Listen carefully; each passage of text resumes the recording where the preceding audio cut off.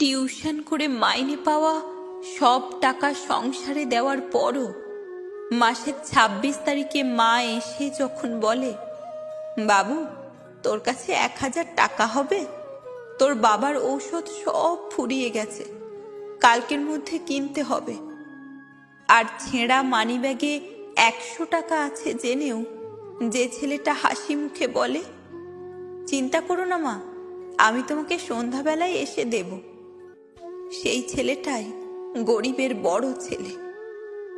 দোকানে দামি দামি ক্যাডবেরি আর ডেয়ারি মিল্কের দিকে চেয়ে চেয়ে যে ছেলেটা ৫০ পয়সা দামের সস্তা চকলেট এনে ভাইপো ভাইজিদের হাতে দিয়ে তাদেরকে আদর করে কোলে তুলে নেয়, সেই ছেলেটাই গরিবের বড় ছেলে।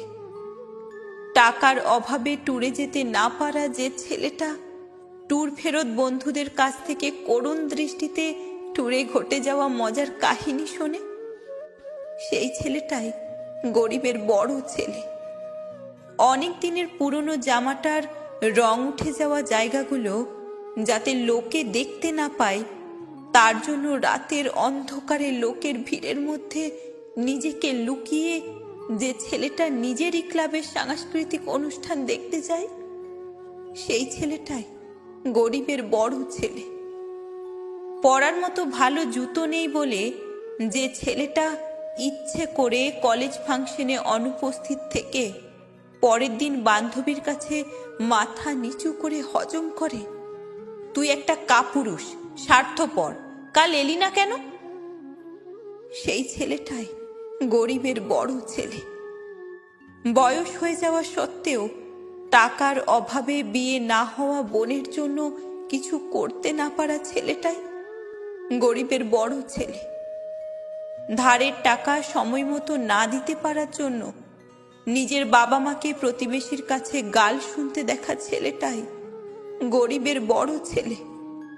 অনেক আগেই ফেলে দেওয়ার মতো চটি দুটোকে বারবার সেলাই করে পরে চলা ছেলেটাই গরিবের বড় ছেলে। শুধুমাত্র গরিব বলেই নিজের অপছন্দের মেয়েকে বিয়ে করে সারা জীবন হাসি মুখে সংসার করে যাওয়া ছেলেটাই গরিবের বড় ছেলে।